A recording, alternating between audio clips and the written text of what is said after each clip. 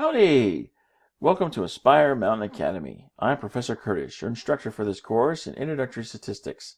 In less than 10 minutes, this video demonstrates how to conduct one-way ANOVA hypothesis testing using an example problem involving lead levels in blood samples.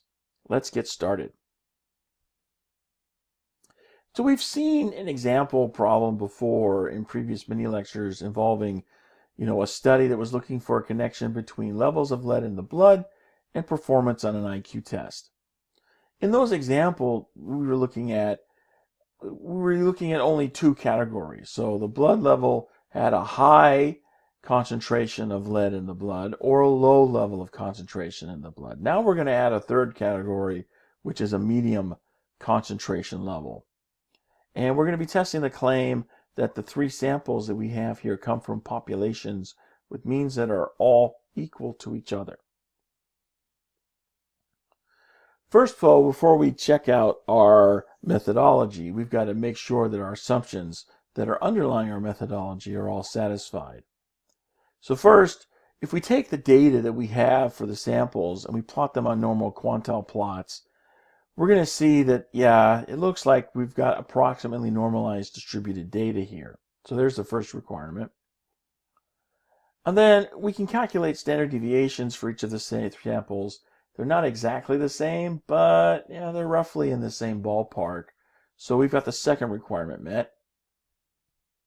Third, there's nothing in the way that the study was conducted that we can tell that tells us we don't have simple random samples.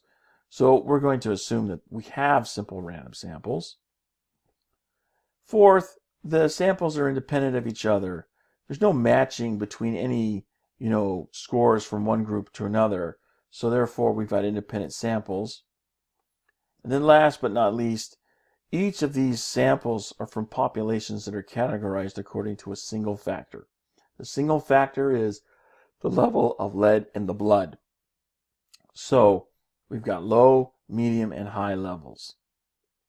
So now we've got our requirements met, we can jump into our methodology. The hypotheses that we form, typically we think first about the claim that's being made. And here the claim is typically going to be the same, that everything is the same.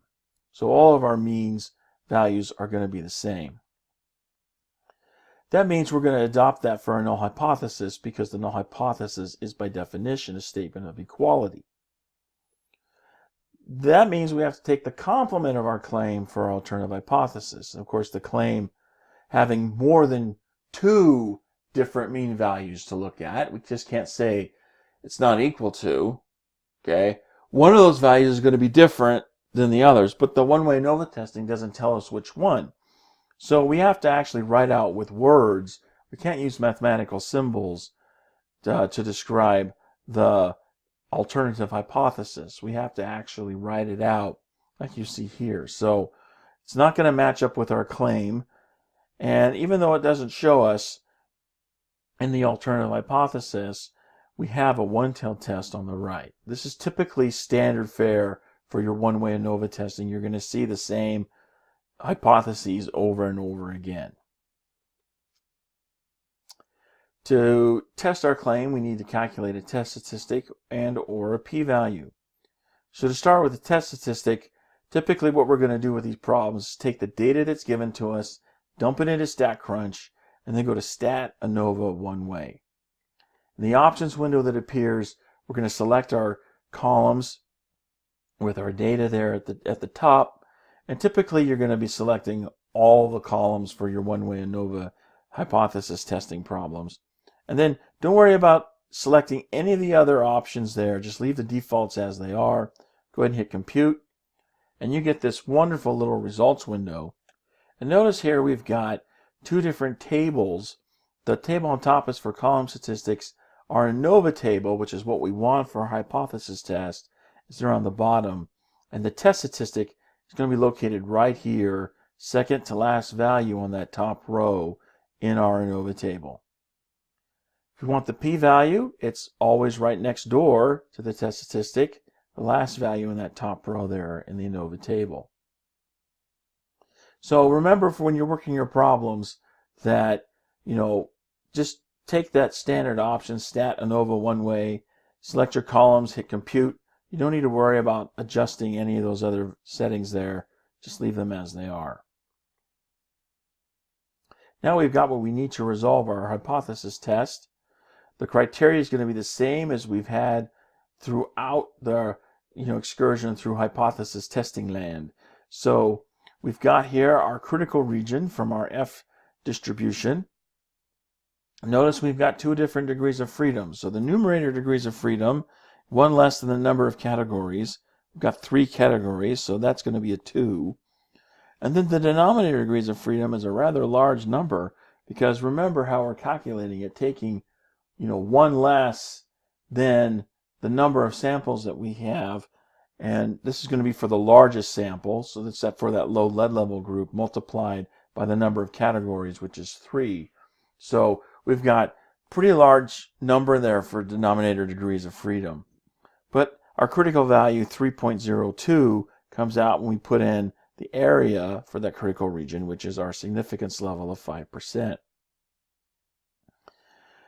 We can go back to our results window to get our p-value, which is right there on the end, compare that with our significance level, and the area that is the p-value is going to fit inside the area for our critical region, which is the significance level. Therefore, we're inside the region of rejection. We're going to reject the null hypothesis. Alternatively, if we wanted to use the test statistic, 4.07 puts us right about here, definitely inside that tailed region, inside the region of rejection. Therefore, we're going to reject the null hypothesis. What conclusion can we make from this? Well, we rejected the null hypothesis, therefore there is sufficient evidence. We've got a one-tailed test on the right, so therefore we're going to support the claim, and the answer option with that combination of elements is answer option C. Again, be very clear on where the different elements come from here. There is sufficient evidence because we rejected the null hypothesis. We support the claim because we've got a one-tailed test, and then we've got the rest of the statement is just a rehash of the claim itself.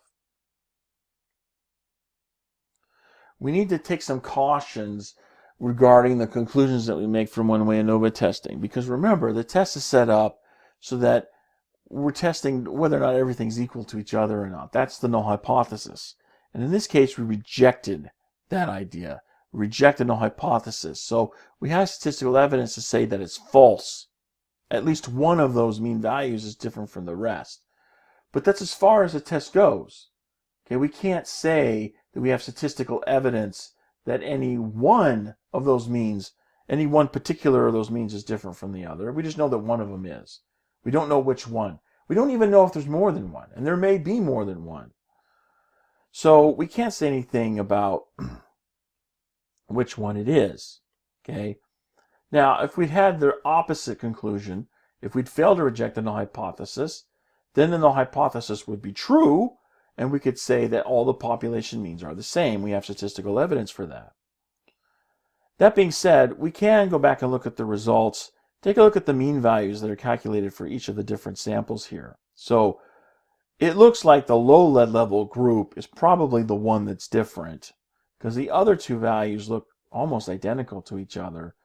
So it's probably the low level group, but we can't say that formally.